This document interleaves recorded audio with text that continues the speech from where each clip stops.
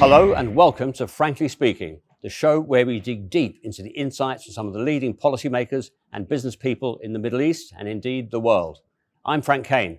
Today I'm excited to be joined from Beirut by Carlos Ghosn, motor industry mogul, business leader and corporate role model for many in the Middle East. He stunned the world 18 months ago when he fled Japan to escape the country's legal system, looming criminal charges and possible imprisonment. Mr. Ghosn, welcome to Frankly Speaking. Thank you, Frank. Mr. Ghosn, you are in Beirut, Lebanon, in effect an international refugee from justice, albeit a justice which you think is tainted to the point of corruption. But tell me, frankly speaking, is there any scenario where you think you might be acquitted, or do you fear spending the rest of your life on the run?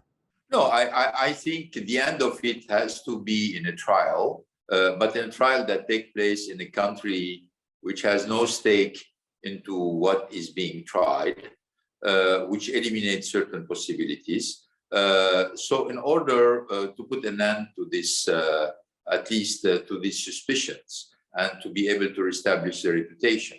Obviously, the civil suits will continue because I will be asking to recuperate a lot of the rights that I've been stripped from, both from Japan and France. Tell me, would you have a preferred venue for a trial? No, not at all, not at all. The only thing I'm asking is for a jurisdiction to be fair and neutral and not to be politically motivated. That's all. Okay, tell me in a nutshell, what's wrong with Japanese justice? Well, what's wrong with the Japanese justice is that it's a hostage justice system. I mean, this is not me inventing the word, it's the United Nations. Japan has had his system of justice criticized for some time now. I think what happened to me is putting a huge light on this hostage justice system where, and which is something unique in the world, prosecutors prevail in 99.4% of the times, which is unheard of and unseen. What frankly, even though I've been living in Japan for 18 years, I never suspected this kind of score. But obviously being gone through the system and seeing the kind of intimidation, confession seeking, pressures, violation of human rights, etc., etc. I'm not sure. I'm even surprised that they get only 99.4% of confession. I wonder how the other 0.6% were able to resist when you look at the arsenal of arguments and things that they put against you. So that's what I have against Japan, is you can't defend yourself. You're guilty the day you suspect, you're already guilty. And the only thing they want from you is not to defend yourself, but just to confess. So I'm guessing there's no way that you would surrender yourself to Japan to plead your case in open court, but you might to another jurisdiction. Is that right? Yeah, well, I think, yes, I'm ready to go to Japan the day they change their hostage justice system. But as long as you have this system in place where the only objective is to, have you confess to something they would like you to confess to and not corresponding to the truth, to be totally stupid to put yourself into a system like this, which, by the way, is not only applied to me, it's applied to a lot of people, except that my case is known globally, while the other cases are really, in the shades.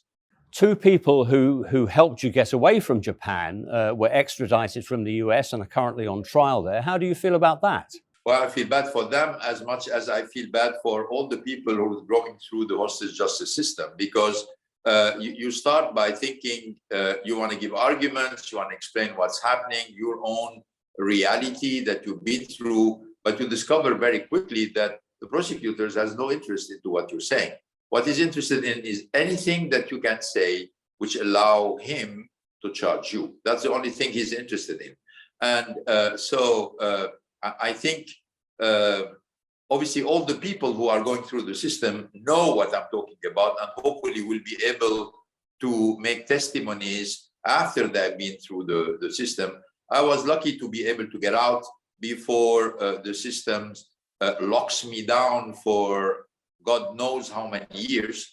But I feel bad for Greg Kelly. I feel bad for all the people who are going through this simulacrum of justice that is taking place in the country.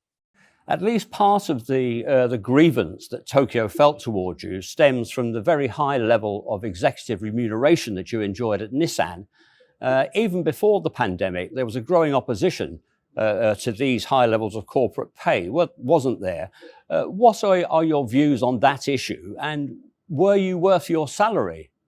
Well, it's up to the shareholders to know if I worth my salary, but I've been renewed in my job for 9 times because the mandate of a director in Japan is 2 years, and the shareholders had the opportunity to vote every 2 years, you in and or out. I observed that they systematically voted me in, knowing exactly what was my salary. So I deduct from this that they were happy, particularly knowing that dividends were paid, the company was growing, the company was profitable. So yes, my deduction is there was no problem with my compensation, at least for those who matter, which mean the shareholders of the company. You are, of course, a French citizen, aren't you? But you didn't seem to get much support from the government of France. Do you feel betrayed by your old friend, President Macron? What would you say to him if you were talking to him now? Well, look, when I went to Japan in November 2018 and was arrested, I was not going there as a Lebanese tourist or a Brazilian visitor. I was there as French citizen, CEO of one of the largest French company, with a mission in a certain way that was renewed and officially claimed by the French government that they're expecting me, after renewing my mandate for 4 years, that I would pursue making this alliance irreversible and making the collaboration between Nissan, Renault, and Mitsubishi a very strong one. So I was going there as CEO of a French company, carrying a task of continuing to make the convergence between the 3 companies, and I was arrested all of a sudden. So instead of somehow getting a good support, I was just abandoned. And I abandoned after 2-3 weeks of obvious conflict between France and Japan, but then the French surrendered. And they said it very clearly, we want to preserve the good relationship between Japan and France. We want to preserve the good relationship between Nissan and Renault. And we trust that the Japanese justice will solve this problem with Carlos Ghosn. Bottom line means they abandoned me on the road after the conflict started. But the conflict was not against me. The conflict was about the fact that the Japanese wanted more autonomy for Nissan and Mitsubishi, which was going totally against the convergence of the lines. That's the issue. So what was it a treason? I don't know how to qualify it. Was it an abandonment? Without any doubt. When I take a look at what's going on now with the Chinese story of Huawei, where you have an Chinese executive, which is waiting in Canada to be extradited to the United States or to be given back to China. And I see the strong support that the company is giving its executive and the country is giving its executive. I'm saying, well, I was not treated in the same way. Do you think the fact that France seems to have abandoned you sends an alarming signal that France won't come to the protection of its citizens? Well, if I am today a French CEO and I see what's happening, well, I would be extremely careful by saying, if I'm finding myself in a conflict, from observing the fact, I know who I am counting on or not. I'm not talking about the country, I'm talking about the government and the administration, because obviously the attitude of France changes in function of the administration of France. So here, this is not linked to the country, but this is linked to the administration. Moving on to Lebanon, where you currently are, do you plan to stay there? With the country so unstable, will you be looking to move on somewhere else? Or frankly speaking, do you have that option? Well, first, as you said, there is a red notice from Interpol on me at the request of the Japanese authorities. So it's when you're talking about international fugitive, you give the impression that a lot of countries are looking for you. No, it's the Japanese who being totally frustrated by the fact that I left Japan, want to keep me where I am, and I've asked Lebanon to be extradited to Japan. Except that there is no treaty of extradition between Lebanon and Japan, and Lebanese government or state do not extradite its citizens. So Lebanon asked for Japan to transmit the accusation and the charges so they could look into them and eventually try me in Lebanon. But Japan has refused to do so. So now I'm in a certain way held in Lebanon at the request of the Japanese authorities with the complicity of Interpol, because as Japan has no intention to send the dossier that they have on me to the Lebanese authority, I can't leave Lebanon. So I'm in a very strange situation where I'm asking to be tried, let them transfer whatever accusation they have on me in Lebanon, and let's finish with this story. But the Japanese are not doing that, which means they have the intention to keep me held in Lebanon without possibility to travel until I come back to Japan. So we're obviously going to fight this, because I don't see Interpol playing accomplice of this kind of hostage justice. The Prime Minister of Lebanon, Saad Hariri, has just resigned, and the country seems further away from an exit to its problems than at any time. Do you think that that was the right decision? Would you have a preferred Prime Minister to replace him? No, I'm not going to get into politics. You know, I have been living in Lebanon now for 1 year and a half since my arrival from Japan. This is probably the longest period I stayed in Lebanon since I was maybe 16 years old. So I can't pretend to know all the details of the Lebanese politics, but I see the misery brought on the country by the financial collapse, the economic recession, with all its social consequences. And I'm trying to do my best at my level to support, help, guide, advise whoever is interested into to limit the the suffering that people around us are going through. I think the problem is mainly financial, economic. Obviously, the political side is not to be neglected. But Lebanon has a long story of political unrest. It's not something recent. But what is the most damaging now is particularly the financial collapse and the economic collapse. Would you have a prescription to get the country out of that? You are an expert businessman and economist. What would your simple solution be? Look, we, having turned around many companies, I know by practice that whatever solution you bring, when you have to turn around a company or a country, 5% is strategy and 95% is execution. So somehow those who will save the country are those who are in power and put in power by the Lebanese people, because frankly, the methods and the strategy to get out are pretty simple, and they have been experimented in many countries or even in many companies. But it is the execution of these measures, the priorities, the communication around them, the association of the people, the delivery of the results, the quick victories, etc. All the things that help you turn from a situation of despair and lack of hope to a situation where you start to bring hope and people start to support you are known. But the key is not into the ideas. The key is in the process and how the way to execute. So obviously, every single Lebanese here that I know is ready to help in any way he can. But at the end of the day, those who are going to make it are those who will be selected by the Lebanese people to make this turnaround and this revival. Because again, 95% of it is execution.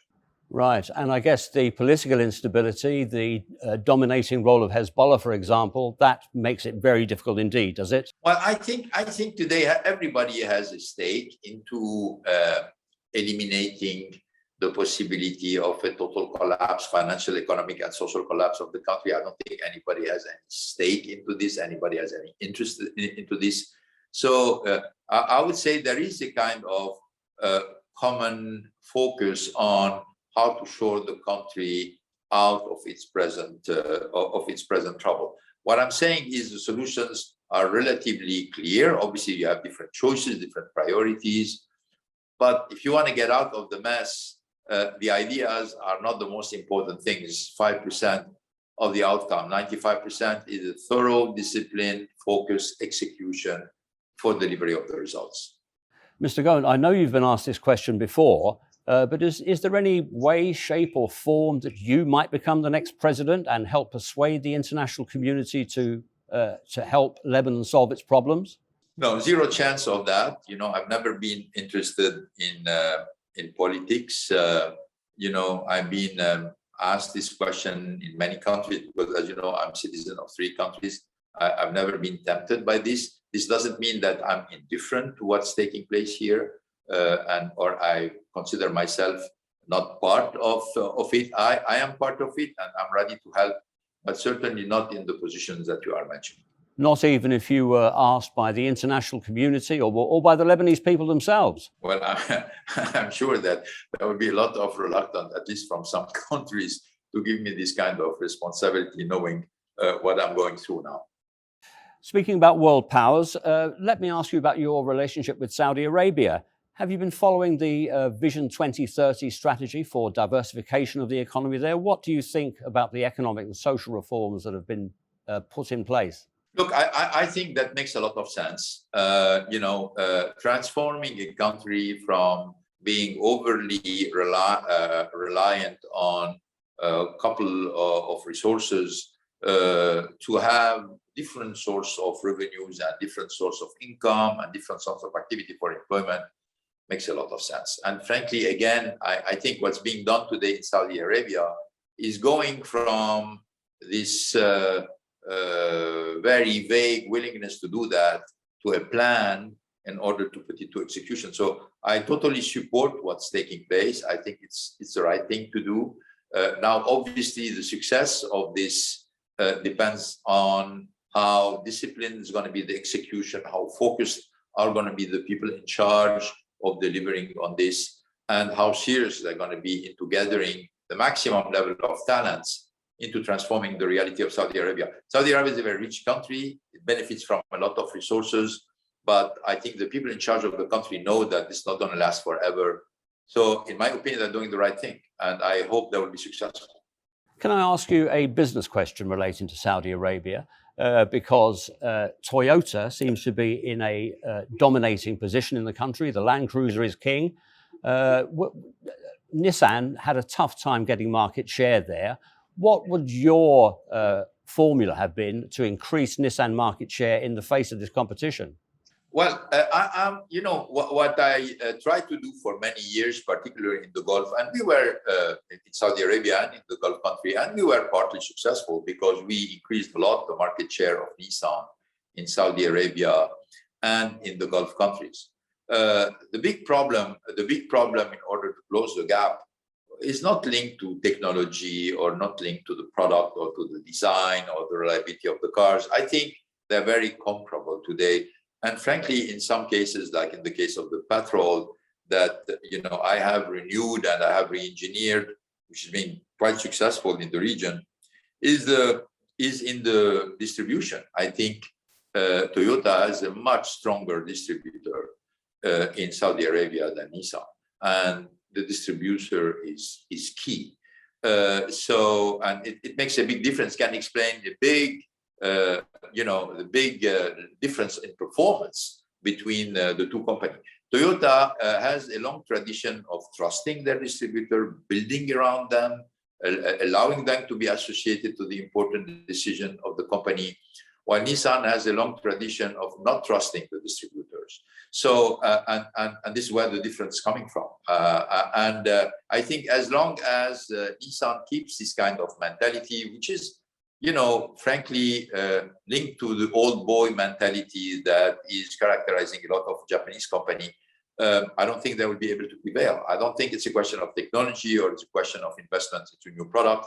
I think you have to rely on the local people. You have to trust the local people. And unfortunately, Nissan today do not trust the local people as much as Toyota does. So this is the Abdul Latif Jameel distributorship, isn't it? Which Toyota has in the country. It's down to them, Yeah. is it? You think? You know better than me. Yeah, that means that they have probably one of the best distributor in the world located in Saudi Arabia. So it's going to be very difficult for Nissan to fight if they don't have people even approaching this level. Now, Mr. Ghosn, you made your career and your global reputation out of the motor car driven by the good old internal combustion engine, the ICE. But people now believe that the ICE age, the ICE age is over because of the arrival of electric vehicles. What's your view on that as a trend? You know that I just want to refresh your memory that in 2008, I have launched the first mass-marketed electric cars. I've launched it with the Leaf from Nissan, followed by Zoe for Renault, and immediately followed by Tesla. But Tesla was competing on the luxury segment, the upper segment of the market. So we, as an alliance from one side and Tesla from the other side, were the promoter of mass-marketed electric cars. So if there is somebody who believes into the future of electric car, it's myself, because we took a big bet, investing billions of dollars at the moment where the industry did not want to bet a dime on electric car. And this was in 2008. Today, 2021, 13 years later, everybody knows that the future of this industry is going to be electric. But it's going to take some time before you move completely from internal combustion engine to electric car. But we're seeing company one after the other starting to commit that all their cars are going to be electric in 2025 or 2030 or 2035. So I have total faith, not only faith, but the reasoning also that electric car will dominate this industry within the next 10 to 15 years. Still on the future, what do you see as the future of the Renault-Nissan-Mitsubishi partnership? Where will that be in 5 years? How will that structure look then? Well, look, a partnership like this, they live and they grow and they prosper because there is a vision, there is a dynamic, and there is a willingness to be together. This willingness has to be cultivated. It has to be developed. Frankly, everything I'm seeing today make me see the lines as a zombie. That means it looks like it's a living matter, but in fact, inside nothing is happening. So I'm not very optimistic when it comes to the future of this alliance. I hope I'm wrong, but I will bet you that within the next 5 years, this whole thing is going to totally unravel, and you're going to have entities who's going to become more autonomous and certainly weaker in an industry where a lot of things are being done now collectively with a lot of alliances and common developments and commonalities. Unfortunately, after having been for 18 years under my leadership at the forefront of alliances and cooperation in the auto industry, the alliance is going in the other direction, and it shows in their results. Tell me about the documentary that was released this week, The Last Flight, which I watched today and found gripping, I have to say. What was the thinking behind that? How much exposure will that get your case, do you think? Look, this documentary has been done by Nick Green. I think he has done something relatively balanced. If I had to do a documentary, I would not have done it this way. There are a lot of things, in my opinion, missing in this documentary to understand what were the things at stakes and why the Japanese acted this way, this weird way, why the French did abandon. I don't think it's very clear. But he's covering other aspects in a way which is very balanced. And at least it has the merit of it. It's not a fully charged kind of documentary which is one-sided. It's balanced. But if I had to do one, I would have done it differently, because there are a lot of aspects which are missing in this documentary. Even though I agree with you, it's an interesting one. I decided to collaborate in it because I trusted that Nick Green is somebody who are more looking to the truth than anything else. Even though what he ended up doing do not correspond to what I would have done in a documentary about what happened to me. Can I ask why you did it in partnership with NBC, a Middle East company, rather than with one of the big international ones, Netflix or the others?